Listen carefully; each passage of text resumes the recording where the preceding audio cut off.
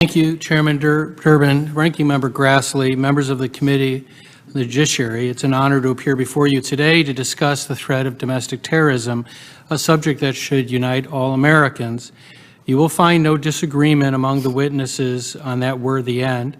And while the means may be subject to qualifications, we share a common purpose in combating domestic terrorism. The powerful voice of Mr. Whitfield just now just reminds us of how urgent this task is. I offer my testimony in that spirit to try to identify areas of one of the pieces of legislation that I believe should be addressed to deal with some constitutional concerns. Extremist and violent speech is obviously not an abstraction for the people who work in this building. House members were shot in 2017. Members of both houses had to be rescued in 2020 due to a disgraceful attack on the Capitol.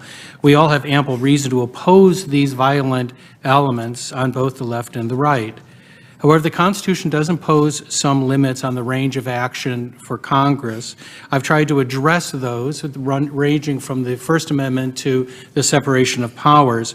I specifically address the Domestic Terrorism Prevention Act. I note in the testimony that aspects of the Act, in my view, are clearly constitutional. Those include things like the reporting and assessment and training components. The one area that I flag is the prioritization of particular terrorism cases.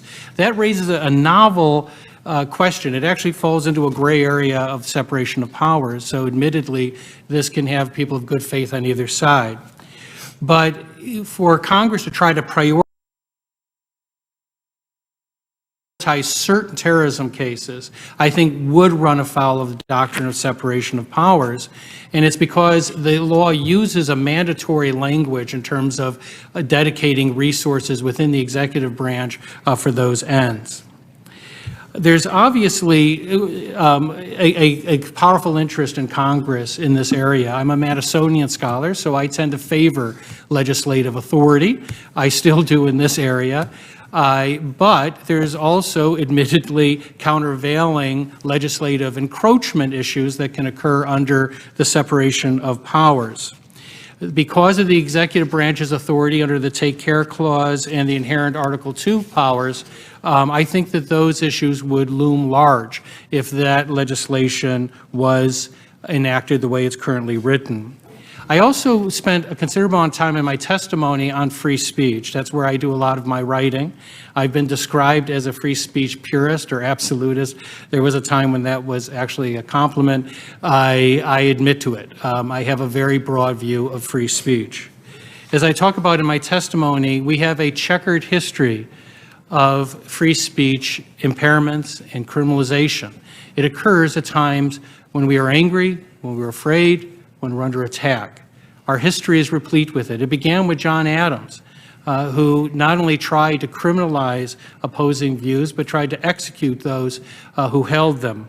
It went through the Civil War, it went through Woodrow Wilson and the Palmer raids, the enactment of the Espionage Act. In each of those periods, not one branch, but all three branches failed the Constitution. All three branches allowed attacks to occur on free speech. It obviously continued with the Red Scare. It continues today as people call for forms of censorship, blacklisting, and criminalization of speech. I believe that this expansion of terrorist investigations raise legitimate questions that we have to deal with, not to intrude upon those areas. And that is a position that I've held for many years. As many of the members of this committee know, I've opposed broader interpretations of terrorism for 30 years.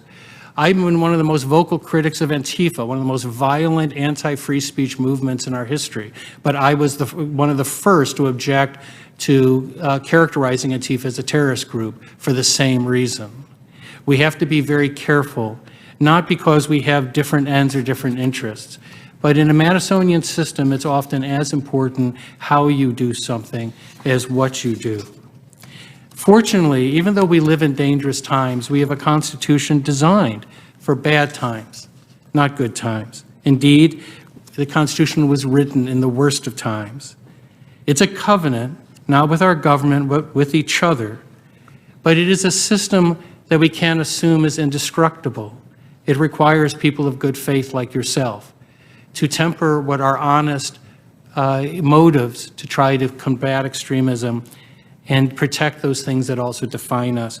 I thank you again for the honor of appearing before you, and I look forward to any questions that you may have. Thanks for watching, and if you haven't already, please consider subscribing to our channel.